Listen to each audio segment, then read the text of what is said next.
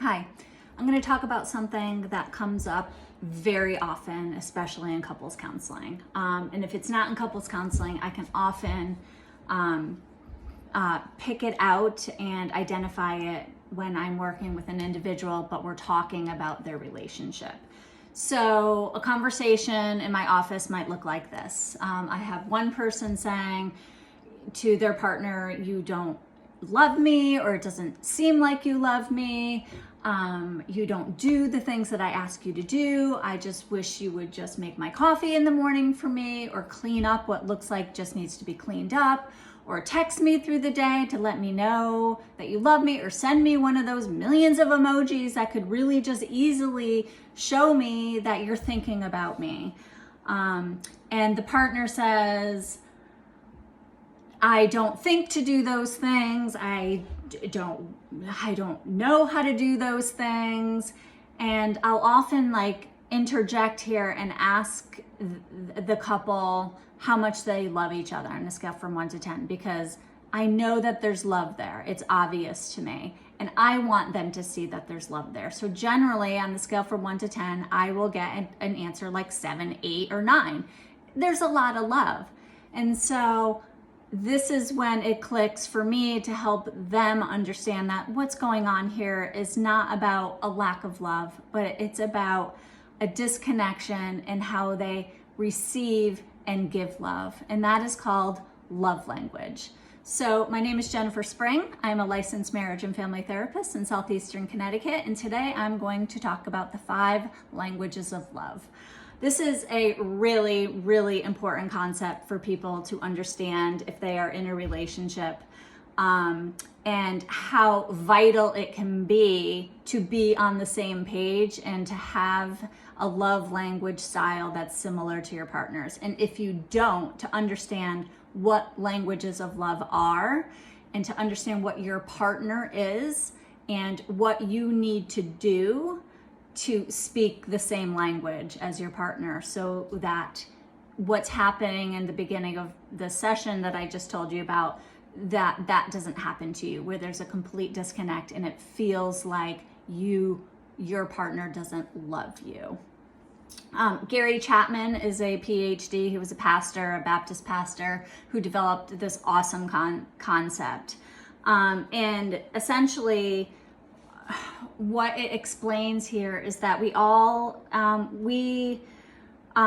relate to people based on how we receive and understand love. The premise is different people with different personalities give and receive love in different ways. Sounds easy enough, right? But the problem becomes when we are not involved with somebody that is speaking the same language as us. As if I were speaking English and you were speaking Chinese, we would not understand each other, and there would be a lot of miscommunication. And as a result, what we do as human beings is we fill in the gaps and we jump to our own conclusions about what's going on. There are 5 different languages of love. There are 5 different ways. This is about receiving and expressing love. Okay, and we all relate to these languages, but most often one speaks to us more than another. Really important for you to know that there are online quizzes that you can take. If you just Google the 5 languages of love quiz, you and your partner, this is a really important quiz to take, so that you guys can get this really good readout of what your primary language is. It will actually break it down into percentages and show you which one, you have this one 56%, this one 22%, this one 13%, this one 2%, or whatever. It's really important that you know which is your top and what is your spouse's top, and what is your bottom and what is your spouse's bottom. And hopefully what your top is not what your spouse's bottom or your significant other's bottom is. If so, you guys got a lot of work to do. It is not impossible, but important that you understand that, and important for you to learn what you need to do to be able to be speaking the same language. All right, so 5 different love languages. The first one I'm going to start with is words of affirmation. So these folks really value verbal acknowledgments, okay? That is their way that they're receiving love and affection. They love the I love yous. They rely on the compliments, the cheerleading, the validation, the appreciation. So I appreciate dinner tonight. This dinner was very good and I really appreciate you. Every single night. You look beautiful today and you look beautiful every day. Hey babe, that tie looks really handsome on you. I'm so proud of how you conducted yourself at your meeting today. I'm so proud of the outcome. You're such a great mom. You're such a great dad.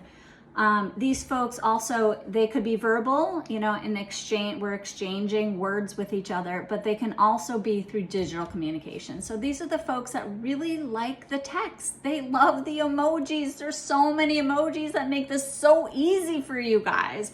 There's the bouquet of flowers emojis. There's the heart emojis. There's the kissy face, the kissing emoji with the heart. There's a winky emoji.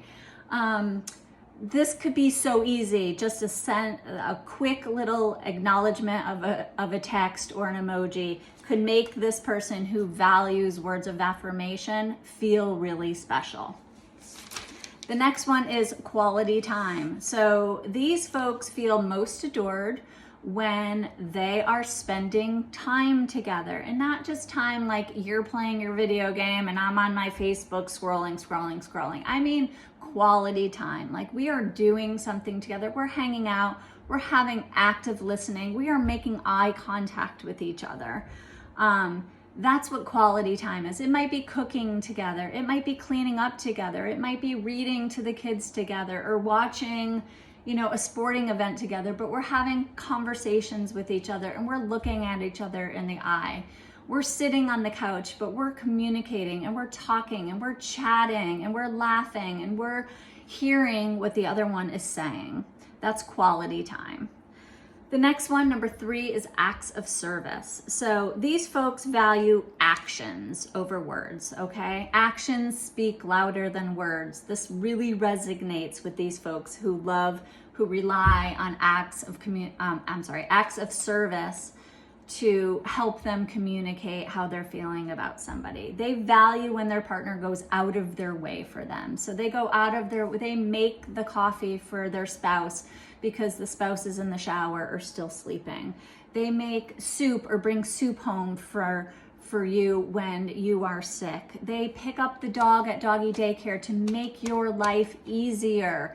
Anything that can make your life easier, this is an act of service, where if this is your love language, this is going to make you feel super validated and really, really loved. Next one, number 4, is gift giving. So these are visual symbols of love. It's not about money value. You don't have to buy a super expensive gift or a huge vacation. It's the little things. So this is, I'm going to bring you coffee at work, not just make you coffee in the morning. I'm going to send you a flower. It doesn't need to be $1 million bouquet of flowers. It could be, you leave her or him a note and you pack it into the suitcase or under a pillow or in their top desk drawer or something. And that is a gift that feels like a gift. And generally it's not so much the gift that makes the person feel super loved and appreciated. It's the act of giving the gift. It's the process of thinking about you, shopping for this thing, even if it's just going through the line at Starbucks, and presenting it generally with a smile on your face. It's not necessarily about the gift itself, and it certainly does not need to be something super valuable. This is the expression, it's the thought that matters. All right, and the last one is physical touch. So these folks value affection.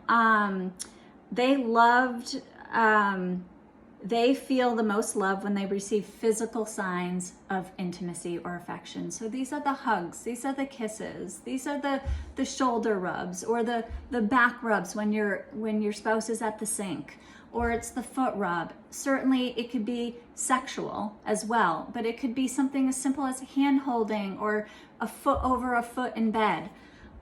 It's physical touch of some sort.